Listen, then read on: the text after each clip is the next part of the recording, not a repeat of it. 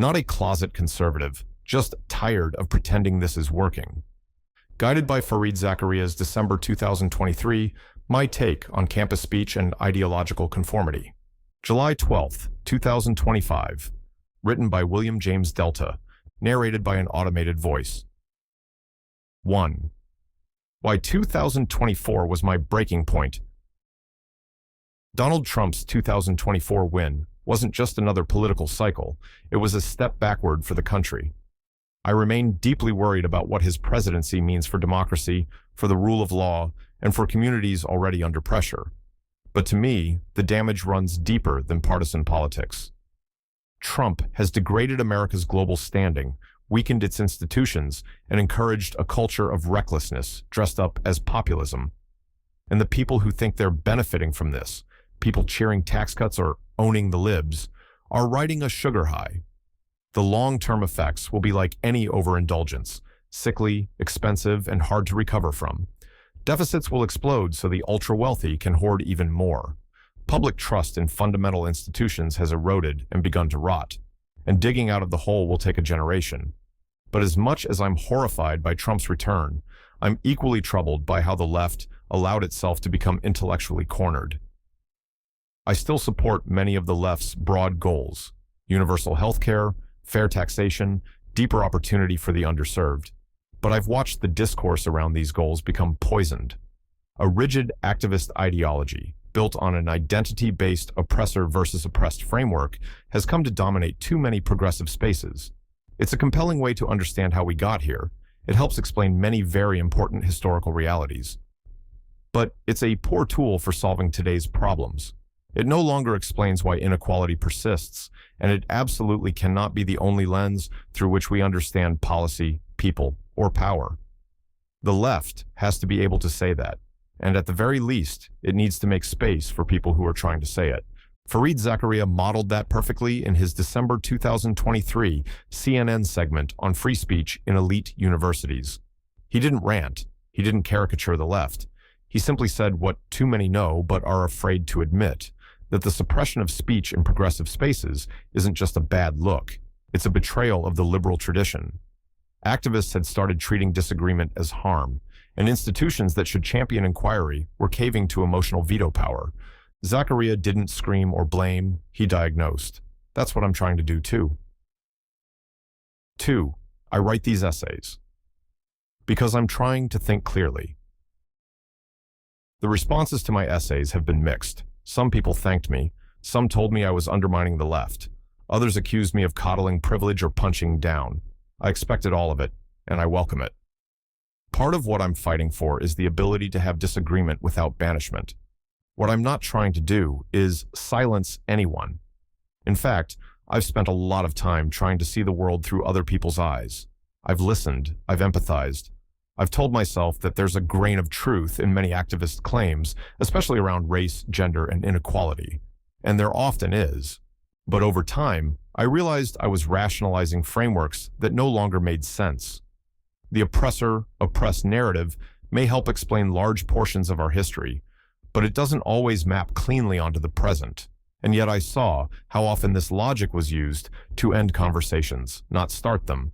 If you challenge it, you're proving you don't get it. That's not argument. That's orthodoxy. I still want to hear those voices. I'm not trying to shut them down. I'm trying to push back, because the rhetoric they've built is trying to shut me down. 3. What I actually believe. I'm not writing this from the center. I'm still firmly progressive when it comes to policy and values. I believe in universal health care because no one should be one illness away from ruin. Pathways for disenfranchised communities to rebuild wealth and security, a tax code that treats hoarded wealth as a structural threat, not a reward, affordable housing driven by building more, not romanticizing scarcity, immigration reform rooted in pragmatism and compassion. These ideas require debate, not slogans. They deserve strong foundations, not borrowed language from academic activism that doesn't hold up outside the seminar room. 4. Where the left loses me. Take gentrification. I used to see it as a clumsy but emotional shorthand for displacement. But I began to notice how often it functioned like an unchallengeable script. If white people moved in, gentrification. If prices went up, injustice. If zoning reform was proposed, erasure.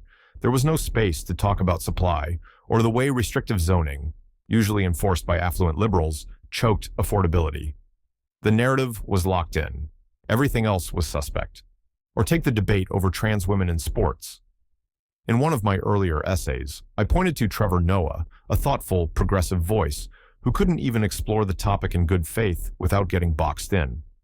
He approached it with care and respect, and still couldn't have an honest conversation.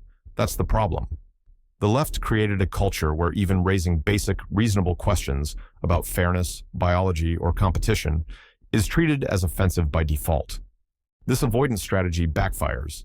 These cultural flashpoints are where public opinion is shaped, and when we refuse to engage, we push away people who might otherwise support both trans rights and the broader goals of the left.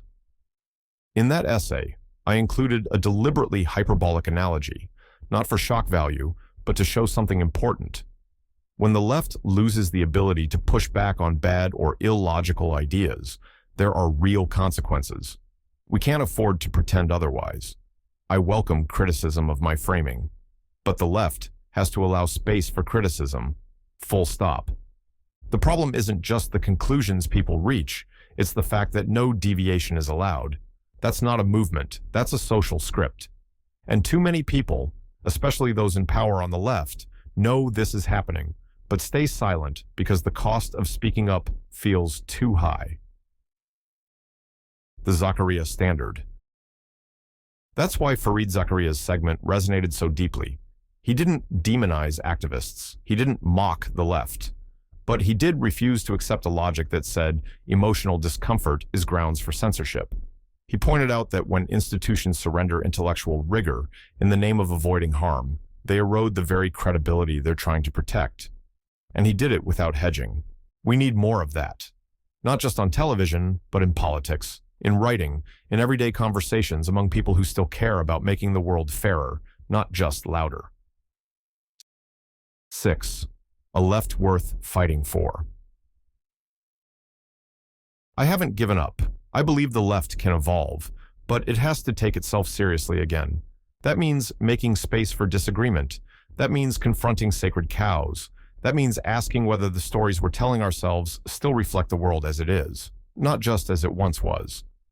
We need a left that doesn't mistake slogans for strategy, that doesn't confuse silence with solidarity, that doesn't gatekeep based on jargon or litmus tests, but invites people in based on their willingness to think, engage, and build. That's why I write. These essays aren't declarations of purity. They're the opposite. They're me trying to think out loud, to clarify where I stand, and to test whether there's still room in the movement for people like me, people who believe in justice, but won't surrender their voice to the loudest person in the room. Fareed Zakaria showed how it's done, thoughtful, precise, and clear-eyed.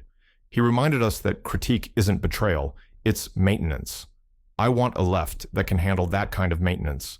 And I'm not done trying to help do it. We have to convince people with ideas, not threaten them with rhetoric.